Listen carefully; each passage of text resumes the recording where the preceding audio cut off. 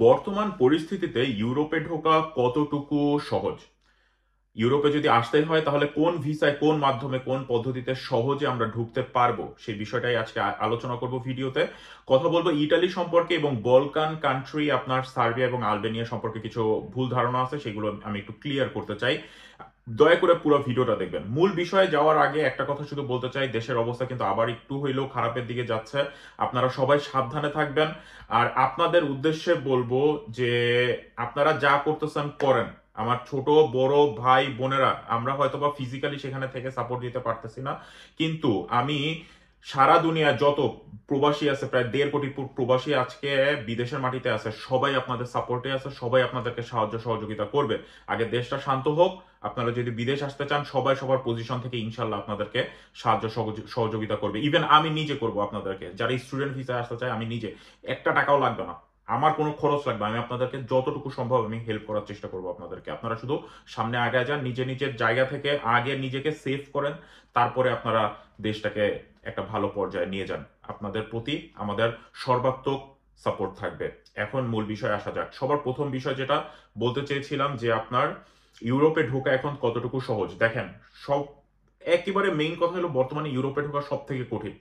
যে কোনো ভিসা, সেটা আপনি স্টুডেন্ট ভিসা বলেন, ফ্যামিলি ভিসা বলেন, সেটা আপনার ওয়ার্ক পারমিট ভিসা বলেন, যাই বলেন না কেন, কেন একটা দেশের মধ্যে যখন রাজনৈতিক অস্থিতিশীলতা দেখা যায় তখন প্রেশারটা কিন্তু এম্বাসির উপরেও আসে। আজকে আপনি জার্মানি আসতে যাচ্ছেন, আজকে আপনি ইটালি আসতে যাচ্ছেন, ইটালি জার্মানির পত্র পত্রিকায় বড় করে যখন লেখা হচ্ছে যে বাংলাদেশের রাস্তায় পুলিশ গুলি করে মানুষকে মেরে ফেলতেছে একেবারে ছবি সহ, এটা কিন্তু একটা ব্যাড ইম্প্যাক্ট ফেলে। তখন আপনার যখন ভিসাটা ইস্যু করতে যাবে তারা 10 বার হইলেও চিন্তা করবে যে এই লোকটাকে আমি পাঠাচ্ছি, আমি কোনো খারাপ লোককে তো আর আমার দেশে ঢুকতে দিচ্ছি কিনা, তারা এটা চিন্তা করবে।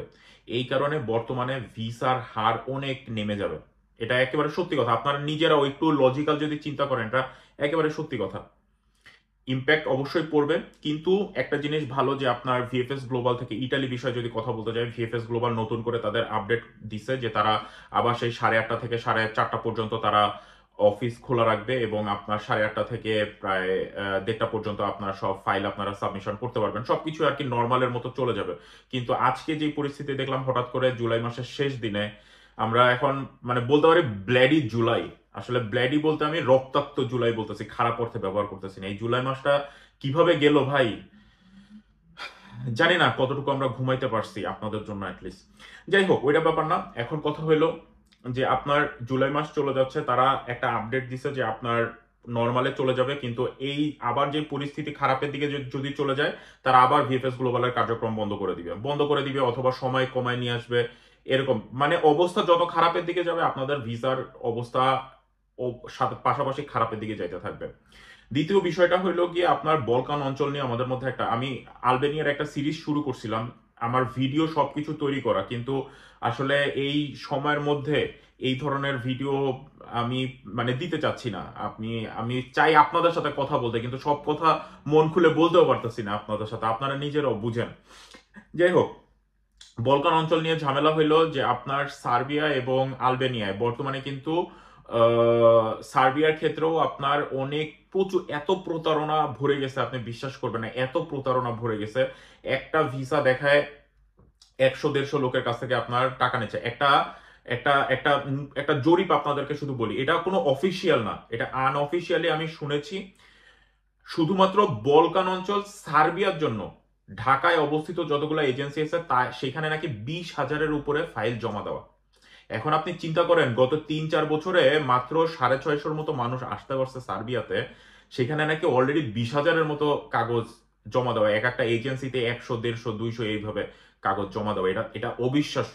আমি জানি না হিসাবটা কতটুকু যৌক্তিক, কিন্তু তারপরেও যে আমাকে বলছে, আহ, আপনাদেরকে শুধু জানাইলাম এটা সম্ভব, তার কারণ আমাদের 180 কোটির একটা দেশ, 18 কোটির একটা দেশ, 180 মিলিয়ন, সরি, 18 কোটি মানুষের একটা দেশ, এখানে 20-22 হাজার, এটা কোনো মানে একটা নগণ্য সংখ্যা আসলে। তো এই কারণে আপনারা যখন সার্বিয়ার জন্য ভিসা প্রসেসিং করতে যাবেন অবশ্যই জেনে বুঝে শুনে তারপরে প্রসেসিং করবেন। দ্বিতীয় বিষয় যেটা আমি আলবেনিয়ার কথাটা আমি আমি এই কথাগুলো আপনারা আমার অন্য ভিডিওতে হয়তো বা পাইতেন, কিন্তু আমি এখনই ক্লিয়ার করে দিচ্ছি। দেখেন, আলবেনিয়াতে সবাই আসতে পারে না। আলবেনিয়াতে গত কয়েক বছরে হয়তোবা হাতে গোনা 200-250-র মতো লোক আসছে, কিন্তু আলবেনিয়ার ভিসা চালু হয়েছে কিন্তু খুবই কম, খুবই কম। আপনার 2023-এ হইল গিয়ে কিছু লোক আসছে, 2024-এ জানি না যে হাতে গোনা 2-4-5 জন ঢুকছে কিনা, কিন্তু আলবেনিয়ার ভিসাটা চালু হবে। আলবেনিয়ার সব থেকে বড় সমস্যা কি, যে আপনার যদি প্রপার কোম্পানি না থাকে এবং কোম্পানি যদি আপনাকে ইমিগ্রেশন থেকে রিসিভ করে না নিয়ে যায়, আপনি আলবেনিয়াতে ঢুকতে পারবেন না।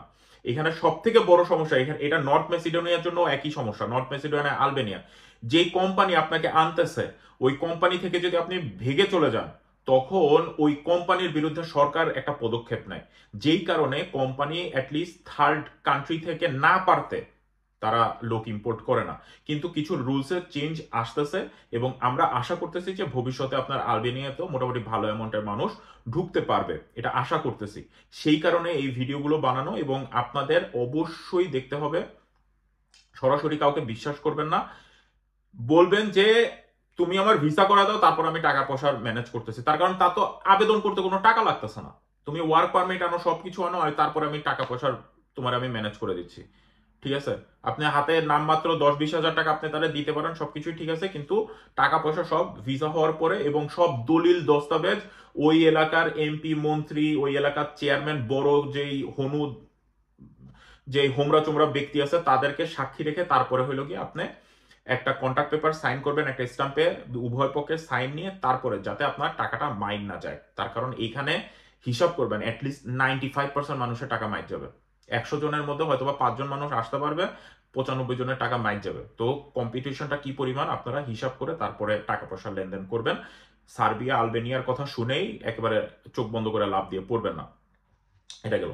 ইটালির একটা সর্বশেষ আপডেট আপনাদেরকে শুধু দিয়ে দেই, যে এখনো যারা আপনারা ইটালির জন্য প্রত্যাশা করে বসে আছেন এই বছর, দেখেন এই আগস্ট মাস যদি চলে যায়, এই মাসে যা ভিসা হওয়ার হবে, আগস্ট মাস যখনই চলে যাবে আবার সেই ভিসা রেশিও কমে যাবে।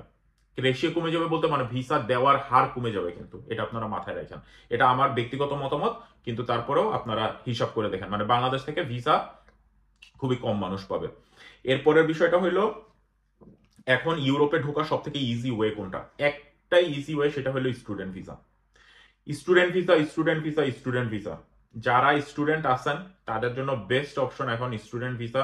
হয়তো বা একটু সময় লাগবে, আপনাদের একটু পড়াশোনা করা লাগবে, কিন্তু আমার অনেক ভিডিও আছে, আপনি জার্মানি চয়েস করতে পারেন। জার্মানিতে এখন পর্যন্ত কোনো টিউশন ফি নাই, কিছু কিছু জায়গায় নামমাত্র টিউশন ফি আছে, কিন্তু বেশিরভাগ জায়গায় টিউশন ফি নাই, আপনাকে শুধু সেমিস্টার ফি দিতে হবে নামমাত্র একটা টাকা।